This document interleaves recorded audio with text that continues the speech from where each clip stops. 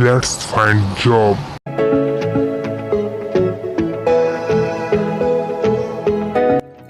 आपके अपने YouTube channel let's find jobs में दोस्तों आपका स्वागत है। दोस्तों जैसा कि आपको पता है कि बीएससी द्वितीय वर्ष के एग्जामिनेशन चालू है MCBU यूनिवर्सिटी में। तो दोस्तों आज की इस वीडियो में हम आधार पाठ्यक्रम का पेपर नंबर 3 एनवायरमेंट स्टडी का फुल सॉल्यूशन जानने वाले हैं, इसलिए दोस्तों आप वीडियो में अंत तक बने रहें। दोस्तों इससे पहले अपने चैनल पर हिंदी का आधार पाठ्यक्रम फुल सॉल्यूशन डल चुका है, तो दोस्तों आप चैनल पर जाकर देख सकते हैं। दोस्तों आगे भी सॉल्यूशन आने वाले हैं बीएससी द्वितीय वर्ष के, इसलिए दोस्तों आप चैनल को सब्सक्राइब करके बेल आइकन जरूर प्रेस कर लेना। बढ़ते हैं दोस्तों और जानते हैं कि सॉल्यूशन। दोस्तों मैंने आपको इसके लिए सॉल्यूशन पीडीएफ बनाई है, आप देखिए पूरी आपको सॉल्यूशन पीडीएफ है, ये देखिए। तो आपको मैं इसके सॉल्यूशन दिखाऊंगा क्रम से, तो आप इसे फास्टली नोट करते चलिएगा। दोस्तों ये है आपका पेपर, तो मैं आपको इसके पहले ऑब्जेक्टिव टाइप आंसर बताता हूं, तो आप दोस्तों ऐसे फास्टली नोट कर लीजिए। आपका एनवायरनमेंट स्टडी का पेपर है। तो दोस्तों आपके पहले सही विकल्प आती है, तो सही विकल्प में दोस्तों आपका पहला क्वेश्चन है पारिस्थितिक शब्द किसने दिया, तो दोस्तों इसका राइट आंसर हो जाएगा टेंसले। दोस्तों इसका बी नंबर का राइट आंसर हो जाएगा। बढ़ते हैं दोस्तों नेक्स्ट क्वेश्चन की ओर। तो नेक्स्ट क्वेश्चन है आपका विकल्प का दूसरा। विकल्प के दूसरे में आप दोस्तों आपसे पूछा गया है निम्नलिखित में से कौन सी ग्रीन हाउस गैस नहीं है। तो दोस्तों आपकी CO2 गैस भी ग्रीन हाउस गैस है, CH4 भी आपकी ग्रीन हाउस गैस है और CFCS भी आपकी दोस्तों ग्रीन हाउस गैस है। तो कौन सी आपकी बस्ती लास्ट में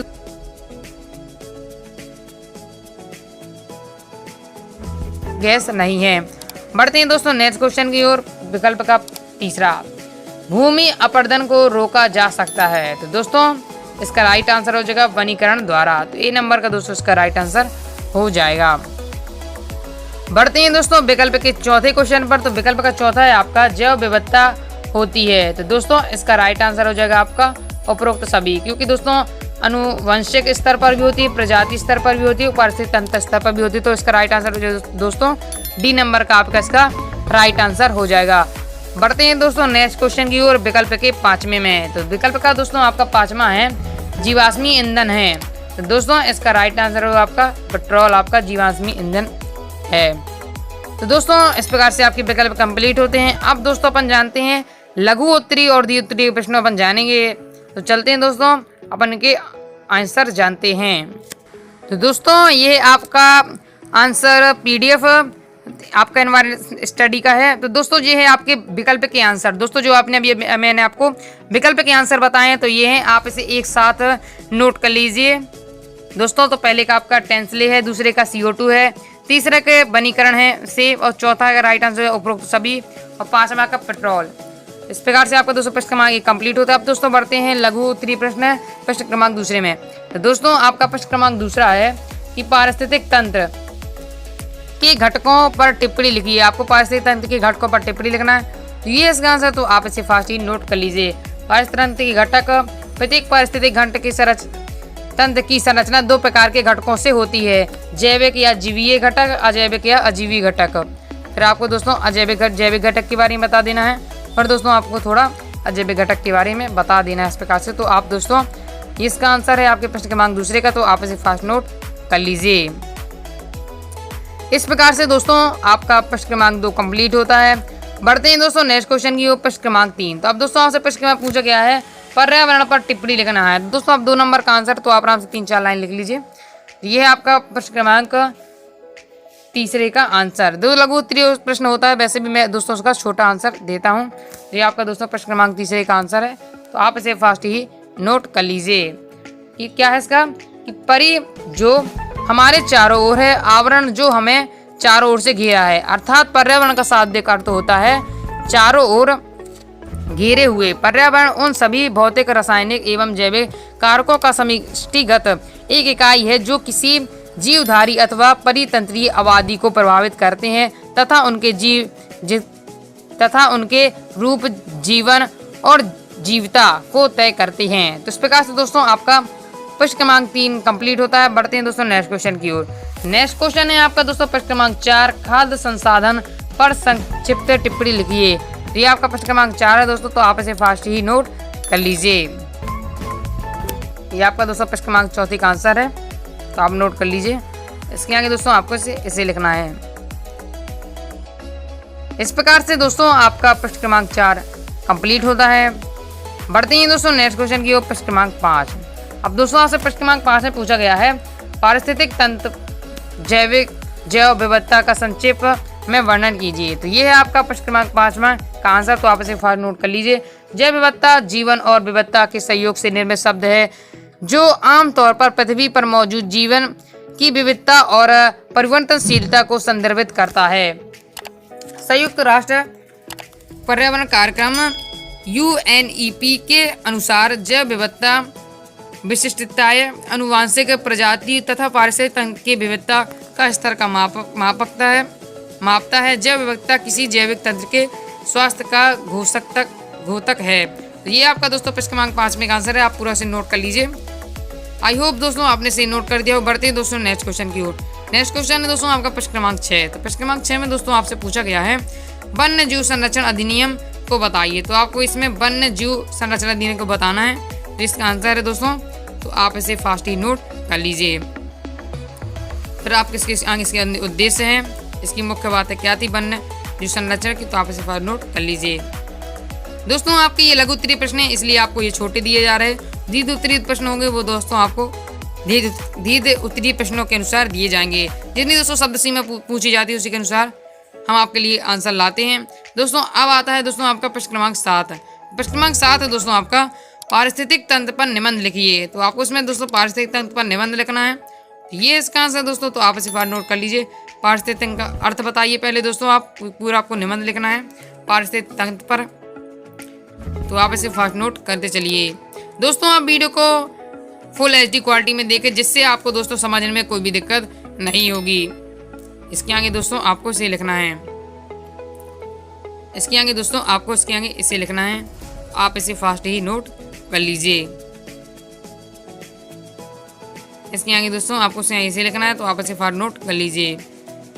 इसके आगे दोस्तों आपको इसके आगे इसे लिखना है, तो आप इसे फास्ट नोट कर दीजिए। चलिए पारिस्थितिक तंत्र का आपको घटक बताना है पुनः आपको दोस्तों, फिर जैविक अजैविक घटक होते तो उनका भी वर्णन करना है, ठीक है, तो आप इसे फास्ट नोट कर लीजिए। दोस्तों आप वीडियो को पॉज करके आराम से लिख सकते हैं दोस्तों। इसके आगे आपको इसके आगे इसे लिखना है, तो आप इसे फास्ट नोट कर लीजिए। इसके आगे दोस्तों आपको इसके आगे ये लिखना है। इस प्रकार से दोस्तों आपका प्रश्न क्रमांक 7 कंप्लीट होता है। आई होप दोस्तों आपने अच्छे से नोट कर लिए होंगे प्रश्न क्रमांक 7 को। दोस्तों अगर आप चैनल पर नए हैं तो चैनल को सब्सक्राइब जरूर कर लीजिएगा, क्योंकि आपको दोस्तों BSc सेकेंड ईयर के अपने चैनल पर फुल सॉल्यूशन मिलने वाले हैं। जिस प्रकार दोस्तों अभी BSc फर्स्ट ईयर के एग्जामिनेशन चालू थे दोस्तों 8 तारीख से, तो उसका दोस्तों 2 दिन के अंदर मैंने उसके फुल सॉल्यूशन की वीडियो बना दी थी। 2 दिन के अंदर सभी सब्जेक्ट के, चाहे केमिस्ट्री के तीनों पार्ट हो, बॉटनी का हो, जूलॉजी हो, कोई भी हो दोस्तों, फाउंडेशन के तीनों सभी सब्जेक्ट का सॉल्यूशन मैंने दोस्तों बना दिया था। अपने चैनल पर आप दोस्तों विजिट करके देख सकते हैं। आप दोस्तों अगर चैनल पर नए हैं तो एक बार चैनल को विजिट जरूर कर लीजिएगा, क्योंकि आपको यहाँ एकदम राइट एवं फास्ट ही आपको सॉल्यूशन प्रोवाइड कराया जाता है। इसलिए दोस्तों आप चैनल पर नए हैं तो चैनल को सब्सक्राइब करके बेल आइकन जरूर प्रेस कर लीजिएगा। बेल आइकन प्रेस करने से क्या होगा दोस्तों, आगे जो भी सॉल्यूशन की वीडियो डलेगी वो आपके पास तुरंत पहुँच जाएगी और आप उस सब्जेक्ट का सॉल्यूशन आसानी से कर सकते हैं।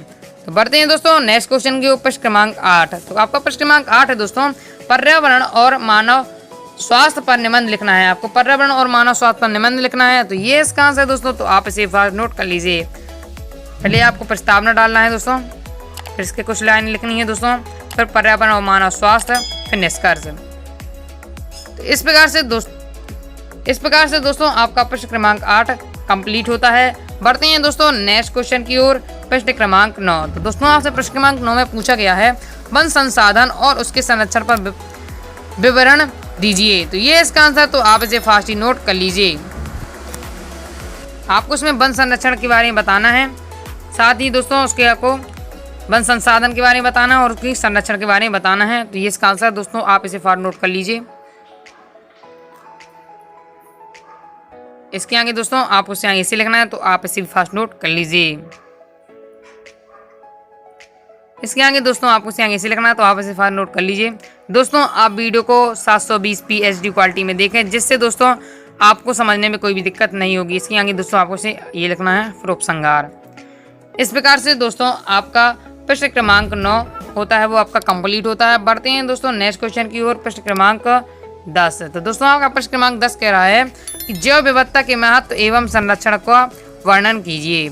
ये आपका प्रश्न क्रमांक 10, तो आप इसे फार नोट कर लीजिए। पूरा दोस्तों नोट कर लीजिए, आपका ये जैव विविधता का महत्व और संरक्षण है। इसके आगे दोस्तों आपको इसे आगे इसे लिखना है, तो दोस्तों आप इसे भी फास्ट नोट कर लीजिए।